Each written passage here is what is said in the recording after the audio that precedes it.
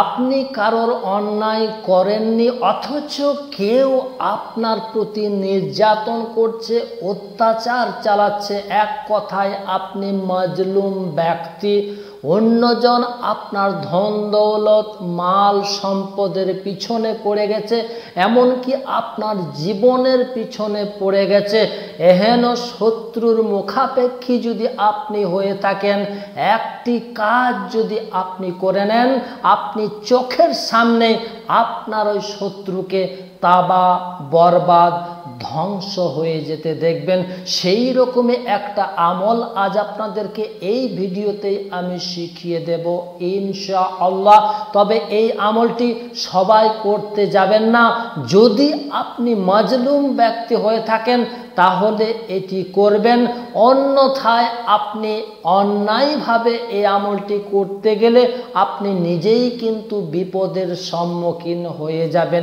কি সেই আমলটি জানতে চাইলে ভিডিওটিকে আপনি শেষ মুহূর্ত পর্যন্ত মনোযোগ সহকারে দেখতে থাকুন। আর চ্যানেলে নতুন এসে থাকলে টুক করে চ্যানেলটিকে সাবস্ক্রাইব করে পাশের নোটিফিকেশন বেলটিকে বাজিয়ে রেখে দিন পরবর্তী অন্যান্য ভিডিওগুলো দেখার জন্য। চলুন মূল আমলটার দিকে এগিয়ে যাই। আমি হারুন রশিদ, আপনারা দেখছেন হানাফি কেল্লা মিডিয়া। এই আমলটি করার জন্য প্রয়োজন শত্রুর পায়ের তলার মাটি।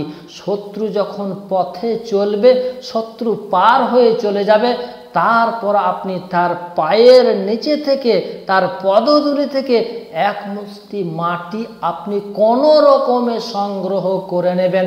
ওই মাটি থেকে আপনি ছোট ছোট 7টি লাড্ডু বানাবেন এবং এই লাড্ডুগুলোকে সামনে রেখে আপনি যে কোনো মঙ্গলবার দিন প্রহরের সময়, অর্থাৎ 12, 12:30 থেকে নিয়ে 1টা, 1:30 এই মধ্যবর্তী সময়ের ভিতরে আপনাকে এই কাজটি করে নিতে হবে। ওই মাটির লাড্ডুগুলোকে সামনে নিয়ে আপনি একটি লাড্ডু হাতের মধ্যে ধরবেন আর একটি দোয়া আপনি পাঠ করবেন। দোয়াটি আপনাদেরকে আমি ডিসপ্লের মধ্যে দিয়েও দিচ্ছি এবং পড়ে শুনিয়েও দিচ্ছি। দোয়াটি হচ্ছে আল্লাহুম্মা ইন্না নাজআলুকা ফি নুহুরিহিম ওয়া নাউযু বিকা মিন শুরুরিহিম। এই দোয়াটি আপনি 41 বার পাঠ করবেন। 41 বার পাঠ করে একটা মাটির ওই লাড্ডুর মধ্যে আপনি ফু দিয়ে দেবেন। মনে রাখবেন 41 বার পাঠ করে একটি ফু। এইভাবেই আপনি প্রত্যেকটা লাড্ডুর উপরে এই দোয়াটি 41 বার করে পাঠ করে ফু দিয়ে দেবেন। এইভাবে 7টি লাড্ডুর উপরে 41 বার করে পাঠ করে করে আপনি ফু দিয়ে দেবেন। এরপর এই লাড্ডুগুলোকে আপনি কবরস্থানের মধ্যে নিয়ে গিয়ে, এমন একটা কবর যেটা বেনামাজি ব্যক্তির কবর, এই রকম একটা বেনামাজি ব্যক্তির কবরের মধ্যে আপনি এই 7টা লাড্ডুকে একটা একটা করে ফেলে দিন। ফেলে দেওয়ার পর ওই কবর থেকে আবারও আপনি এক মুষ্টি মাটি কিংবা 7টি কাঁকরের দানা আপনি নিয়ে চলে আসুন। যদি আপনি মাটি নিয়ে আসেন তাহলে আবারও আপনাকে 7টা গুলি লাড্ডু তৈরি করতে হবে, আর যদি কাঁকর নিয়ে আসেন তাহলে ওই কাঁকরের উপরেই হয়ে যাবে। আবারও আপনি এবার কিন্তু কোনো বারের অপেক্ষা করবেন না, পরের দিন আপনি এইভাবেই আপনি এই দোয়াটি 41 বার পাঠ করে একটি কাঁকরের মধ্যে আপনি ফু দেবেন। এইভাবেই আপনি 7টি কাঁকরের মধ্যে ফু দিয়ে দেবেন।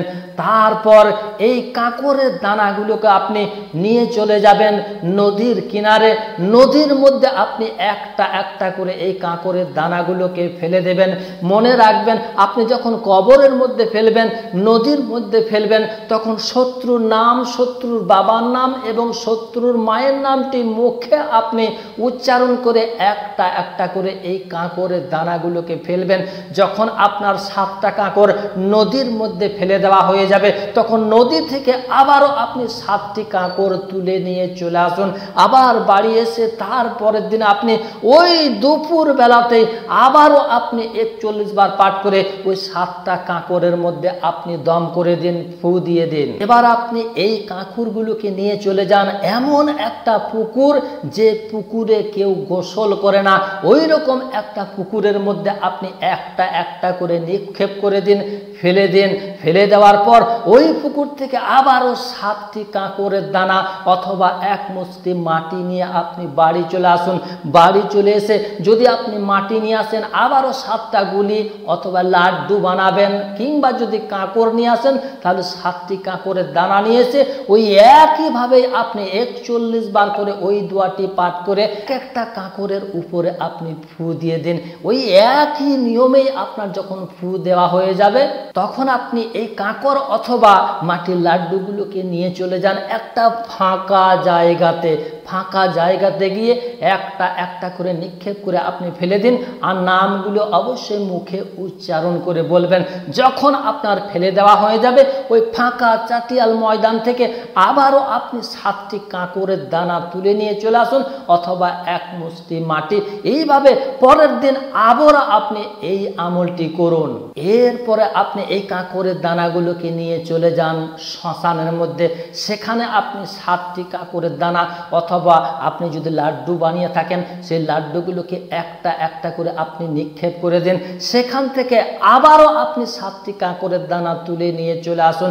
তারপরের দিন ওই একই নিয়মে আপনি দোয়াগুলোকে পাঠ করে নেওয়ার পরে এরপর আপনি এমন একটা ইঁদারা, এমন একটা কূপের মধ্যে পৌঁছে যান, যে কূপ বা ইঁদারা হতে কেউই পানি ব্যবহার করে না। ওই রকম একটা কুয়া অথবা কূপের মধ্যে আপনি একটা একটা করে নিক্ষেপ করে দিন। নিক্ষেপ করার সময় নামগুলো আপনি অবশ্যই মুখে উচ্চারণ করে পড়বেন, বলবেন।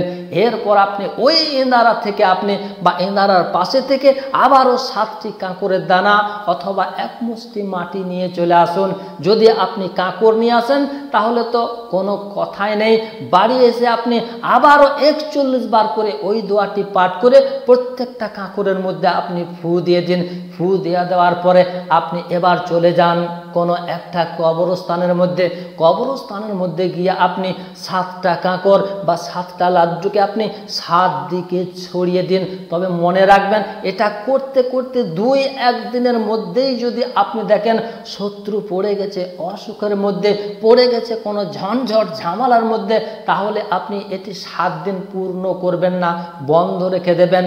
কিংবা আপনি 7 দিন চালিয়ে গেলেই দেখবেন আপনার শত্রু আপনার চোখের সামনে বরবাদ হয়ে যাচ্ছে, ধ্বংস হয়ে যেতে আপনি দেখবেন। তবে আমলটি করার আগে একটু ভাবনা চিন্তা করে নেবেন।